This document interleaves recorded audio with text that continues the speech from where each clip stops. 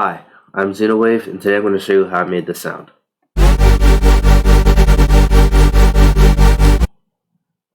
Okay, so the basic concept is just volume automation on a supersaw. That's the sound really. So in the usage section, I have the usual supersaw treatment. I have used an order of 9. It doesn't have to be 9, but this is how I usually do it. 100% panning, volume. I have pitch set to taste. No sublevel. I have phase, using phase set to taste, and no envelope variation. Operator 1 is a saw wave, and all I'm doing is routing the pitch to this envelope so that it has this little slide. It's optional. It doesn't really matter, but it makes a difference. And basically, Operator 2 is the same exact thing, but I'm detuning it. I have just regular 2. The ratio is just 2 for Operator 1, but I have 1.95 for Operator 2. So that's just, again, regular supersaw stuff. But if I turn off the pitch envelopes, it just sounds like this. Not too much of a difference, but you can play with that. Or if you don't want the envelope, you can just route it to mod Y like this. It would have to be both operators. Oop. Copy this. And then you can just do whatever you want. and get really crazy with that. And I would suggest messing with the pitch envelope amount if you want really, really precise control over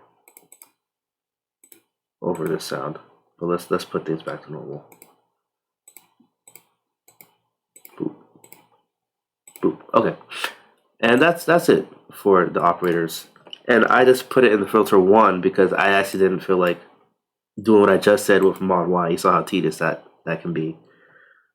Where I would have to route the volume to either mod X or mod Y for each operator. I just put it in filter 1, turned off the filter, and routed the volume to mod X so that it's just easy.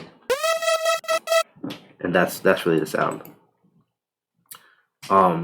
You can do it another way with you can make it more of a wobble by putting a low pass filter on it, or even a band pass, some sort of filter. So let's show you. Let's actually copy this, go to cutoff,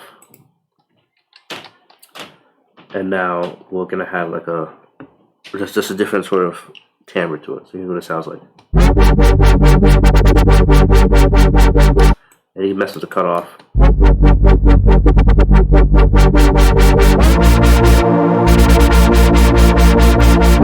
And then you can actually try doing both cutoff and volume.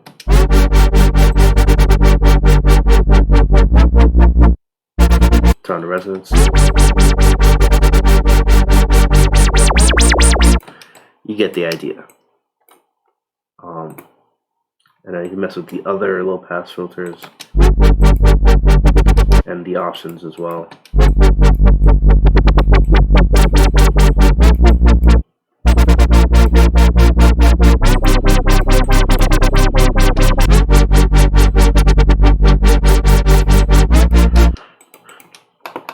The list goes on and on and on. And of course, you can mess with FM, as I demonstrated in I think the 38th video with the leads. You could change the timbre of the sound with FM, but it would have to be very, very small FM, tiny intensities like this.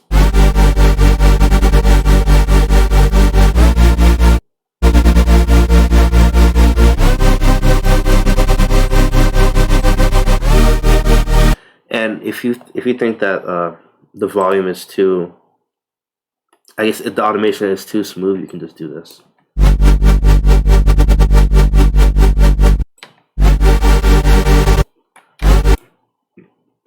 And so on. So yeah, like that's really the idea behind the sound.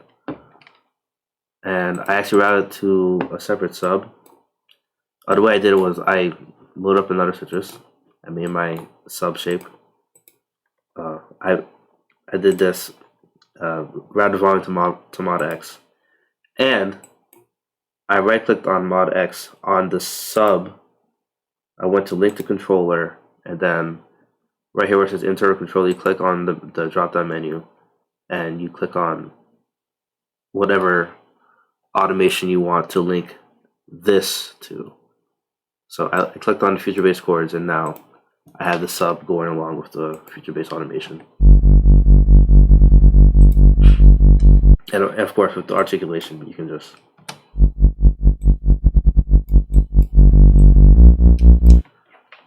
And yeah. Oh, I just realized I didn't even play the whole thing in context. I mean, it's not too much of a big deal. It's just a little plug. Yeah, here's what the whole thing sounds like. Oh. Here's what the whole thing sounds like.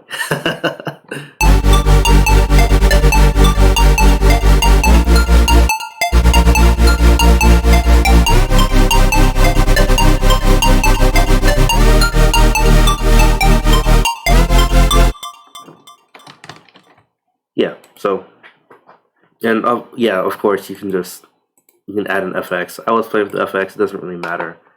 That's, chorus, delay, reverb, that's all up to you. It's your sound. If you have any questions, please let me know, and have an awesome day.